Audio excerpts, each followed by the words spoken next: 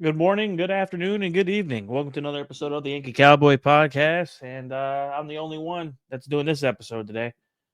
Week 11 of the NFL started off with this. That is the topic of the day, and I can tell you this, man, it is going to be a very interesting rest of the NFL season as well as the rest of the year for this host.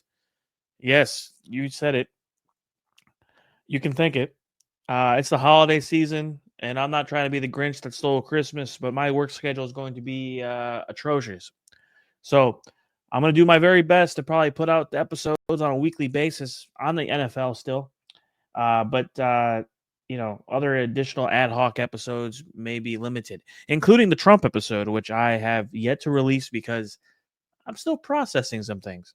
And I want to discuss those on the episode, but I want to wait until some announcements are made. That being said, week 11 of the NFL started off with a jam with the Commanders and the Eagles. Ended with the disappointment known as the Houston Texans and Dallas Cowboy game in Jerry World. It just the gift that keeps on giving. I love shitting on the Cowboys. I do with the passion of firing storm. It is one of my greatest hobbies that there is in this world is to shit on the Dallas Cowboys because guess what? It's not the shitting on the team. It is literally trolling the living daylights out of all the Cowboy fans out there that say every year, how about them Cowboys? We're going to the Super Bowl. Let me tell you something. The last time the Dallas Cowboys were in the Super Bowl was in 1995. Do you know how old the host of this show was back in 1995? He was 5 years old. So, that is why I can rub it in. So, let me just ring true to everyone's understanding of why I just, do what I do about the Dallas Cowboys, even living here in Dallas, Texas. Alrighty, so it is rivalry week or the beginning of the rivalries in the divisional rounds or divisional standings. And honestly, I think those games were arguably one of the greatest weeks of the NFL because of that. Minus the Lions and Jaguars game, which was a great offensive display of greatness if you watched it on NFL Sunday Ticket. I unfortunately did not because I have a life and watched other games that were more competitive. So the Commanders and the Eagles started the game on Thursday night. Really, it was a great back and forth matchup. Jalen Hurts did his thing, only 221 yards passing, but it was definitely a Saquon Barkley show in that sense. The Commanders obviously were still a very reputable opponent, which I think it's weird to say that. The Commanders being good. It's a very scary thing. I think it's like a scary movie that just keeps on playing. I could be wrong, but definitely terrible to watch. No, I'm kidding. Legitimately, the Commanders definitely are holding their own. I see them potentially, wild card material down the stretch here as things wear on in the playoff situation here. We are 7 weeks away from the end of the NFL season before we go to the playoffs. So definitely got some players and shakers to happen, but let's not be shy about talking about the other games of the week. The Bears and the Packers game was supposedly based on a resident Bears fan that I have in my workplace. He thought the Packers were going to like wipe the face of the earth with them, and for them to be 20-19 was arguably one of the good men's here. So what's before we go through the list of games and kind of how we're talking about them and what how it lays out for the rest of the year. I think everyone needs to understand, by the way, no matter what state you live in, if you do enjoy watching football, I do recommend doing any one of those daily fantasy apps. Completely up to you. This podcast is not sponsored by any of them. I wish I was because I do play a lot, but it's totally up to you. But recommend guys being smart. Okay, this is your disclaimer. Please gamble wisely. Okay. It is the holiday season, and during the holidays, you want to have some fun. Like me, for example, I'm working a 60-hour work week. Heck, if I put $25 down on a lineup of whether or not the Sunday games, I don't think I'm going to lose that much money. But some people do have issues, and like I always say, it's a new form of gambling. State of Texas does not have legalized sports betting yet, so we can't do the over under lines and money lines and points and things like that. So it's another alternative way to gamble if you do enjoy watching sports, though. And I think that everyone should be actively involved in fantasy football, because I think fantasy football is like most sports. It brings the world together. It also brings in men across all walks of life to sit at a bar on a Sunday and drink their whole liver away and their cell phone battery away, waiting for the stats to update to see if they won or lost. So it's still a great time. And, just be careful who you pick, though, guys. Also, pick your matchups wisely, pick your players wisely, right?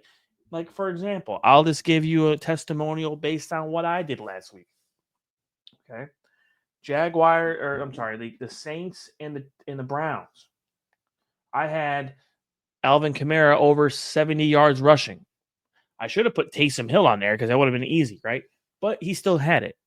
Also, Saquon Barkley for a touchdown, as well as over, I believe it was 60 yards or 75 yards rushing. And that was 3. And then I had 2 more.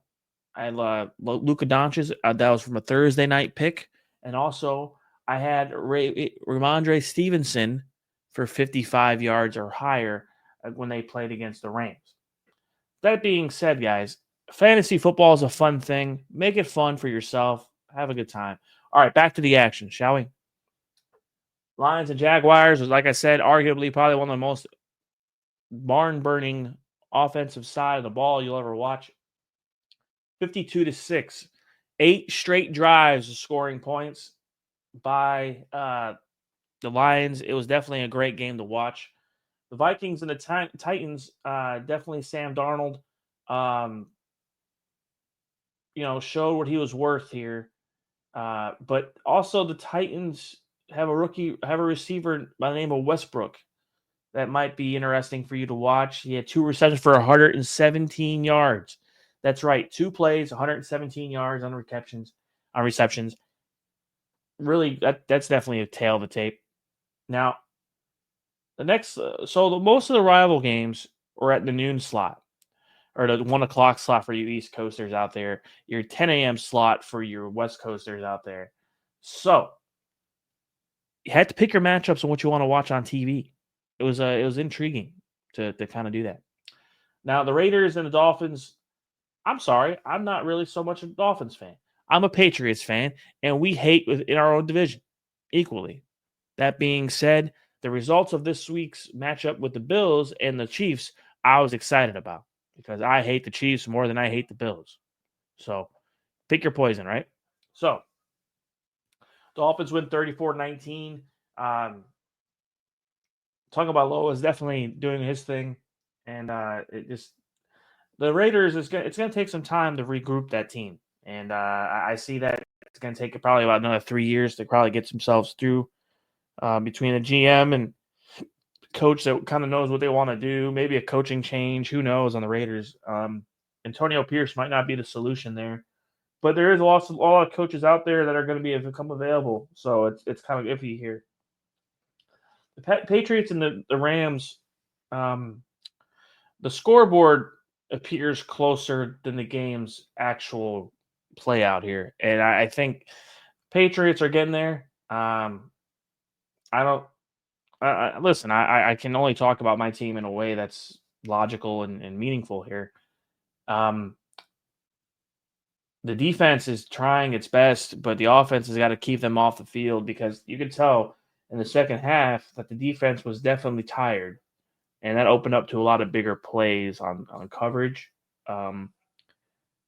as well as other things that happened in the game. So, also, when you get out of hand on the scoreboard, it changes your offensive side of play calling, and you lose one of your big key weapons with Ramondre Stevenson not being used as often when you fall behind, right? So I think the Patriots kind of need to recalibrate a little bit when it comes to their offensive scheme. Maybe maybe 11 personnel. A little bit more lower, smaller backs on receiving plays or screen plays, things along those lines. Maybe kind of, you know, catch start the offense a little bit because it seems a little regimented and a little slow to start. So that's something that, as a Patriots fan, I can talk about candidly is that Josh Daniels is arguably one of the better offensive coordinators. But the game of the weeks really truly came down to the rivalry games, and I'll talk about those as we get down to the later 12 o'clock window and even the 3:30 or the 4 o'clock window. So the Browns and Saints was really never in question about who was going to win that game. Taysom Hill ran for 3 touchdowns. Jameis Winston did his job, but he only scored 14 points. He did 395 yards passing, though. So only scored 14 points on that many yards. Judy had 142 yards on 6 catches. He's going to be a monster. The Colts beating the Jets was surprising, and this is where on Monday you saw the release or firing of the general manager of the Jets, and that is kind of indicative of what the culture has been at the Jets, a dumpster fire, just like the Dallas Cowboys. And this host is no fan to the Jets, none. Doesn't matter if Aaron Rodgers is on the team or not. Jets suck. They're same as 3-8. Figure this out. They are the same record as the New England Patriots, right? And at least the New England Patriots have an idea where the heck they're going in the first round anyway, in the draft. All right. That being said, the rivalry games included the Ravens and Steelers, which was remarkable to watch. And I think the AFC North, I understand now why so many fans over the years, at least in my early teenage years and up until now, enjoy watching that game, those rivalry games so much. A lot of back and forth, defense, offense, players that are up and coming, players that are known. It is a great football action to watch. And that is why we as fans watch, is for matchups like that with the Steelers and the Ravens. And the Ravens barely losing that game, which Justin Tucker had some issues kicking the ball, which is it's definitely uncharacteristic of him. The Seahawks and the 49ers at the later window was a 20-17 matchup, which, by the way, everybody sees the 49ers being the winner of that division. But Seahawks said, not so fast. Both teams now are 5-5. So that means that that division in the NFC West is wide open. Actually, the Arizona Cardinals are winning that division, I believe. But I think they might be on bye week this week. Yes, they are. Okay. So that being said, there's still a potential for a wild card for them as well. But the Falcons and Broncos was never really in question. Bo Nix definitely put on an offensive display of greatness. 4 touchdowns, 307 yards. Definitely with Mr. Sutton doing his thing on 7 receptions and 78 yards was definitely something to watch there for sure. But remarkably, the game of the week, for me personally, had to be this next matchup, ladies and gentlemen. It had to be the Chiefs and the Bills in Buffalo, home of the Great White Buffalo. I'm kidding. All right, 30-21. And this game was remarkably back and forth. And it just ended the perfect season for the Chiefs. I couldn't be more excited to see the Chiefs lose. To see what they have done on the offensive side of the ball against the Chiefs, the Buffalo Bills, it was phenomenal. Scoring a late touchdown there. Last drive of the game, had enough time on the board to drive it. It was just great to watch. And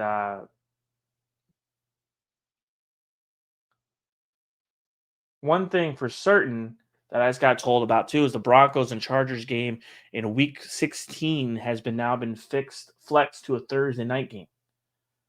So That's interesting news, which actually might be a fun week to watch football because that's almost fra-ra-ra-ra-ra time. That might be Christmas week time. But the game that was kind of the disappoint, I guess not say disappointment. It was a prelude to the disappointing game of the week. It was the Bengals and Chargers. Now the Chargers, great football team, and Jim Harbaugh is leading that team into rebuilding itself and just coming back from a lot of years of, and they're doing really well. And the game with Joe Burrow, however, it they squandered a 21-point lead. Is the lead I want you guys to understand about that? They let the lead go away for them to crawl back in, only for them to win at the end. Sounds rigged to me, doesn't it? Only for the ratings. No, I'm kidding. But it's for certain. Sometimes you see in football, why do teams lose like that? Is it offensive play calling? Is it coaching? Is it scheme? What is it, right? But that was just insanely stupid. You're up by 21 at the point, and you literally let them walk back into the matchup. Not a good look. I will say, remarkably, this next game that ended the week was the most disappointing game of the week because it actually is a dumpster fire. The game started off with, in Dallas, by the way, that the roof was open, which, by the way, the roof hasn't been open in quite some time. And the damn fucking, excuse my language, a piece of metal flew off the damn roof. Like, come on now, people. It was Roofgate 2024. Give me a break here in Dallas. Close the damn roof, Jerry. Monday Night Football, Sunday afternoon football. You could have opened the roof any other time of the year, and you would have helped them. So give me a break, man. Texans ran the gamut on them, and the Cowboys couldn't score any points. They scored 10 points in the second quarter, and after that, it was just all C.J. Stroud. And CeeDee Lamb had 93 yards. Joe Mixon had 109 rushes and 3 touchdowns. It just was a one-sided affair, and really just not worth spending too much more time on it because it's not worth the time or the effort. Because when you have a crappy team, there's no point in putting that kind of product on the field week in and week out, and you do it anyway. But week 12, you have some awesome matchups that can include as well more divisional rivalry games, including the Steelers and Browns, which should remarkably be a good game because supposedly it's supposed to snow. So that should be fun. As well as the Vikings and Bears, the Patriots and Dolphins, which, that's going to be a fun one. Let's see. You got the Cowboys and the Commanders in D.C. Got the Broncos and the Raiders. And somewhat of a pseudo rivalry. You have the Packers and 49ers. And you also have another pseudo rivalry at the Eagles and the Rams. But the Monday night game is also the Ravens and the Chargers. So that's going to be interesting. Some lopsided games that you're probably not going to want to watch is probably going to be the Chiefs and the Panthers, let alone maybe the Lions and the Colts. You probably don't want to watch that onslaught. But some fun ones to watch, that's for sure. The Cardinals and the Seahawks as well in the rivalry. That's going to be definitely a fun one to watch in the 3:30 window. But that being said, guys, that's week 11. Week 12 is definitely going to size up to be something really good. We're winding down to the playoffs here. We're in the playoff hunt for the NFL playoffs. And we're going to continually bring it live to you each and every single week here on the Yankee Cowboy Podcast. Hope everyone has a great weekend. Have a great, I'll take that back, guys. We're actually going to have an episode up before Thanksgiving. And I really am optimistic about that. My work schedule, guys, I'm telling you, is going to be, I'm probably not going to know what day of the week it is half the time when I'm recording some of these. And I'm going to be probably half asleep. So for me to have this much energy right now is a great luxury that I wish I can continue to have, but it's definitely not going to happen here. So that being said, ladies and gentlemen, hope everyone has a great weekend. Enjoy the action. By the way, college football, Indiana, Ohio State. That's going to be awesome. Hope everyone enjoys. Take it easy.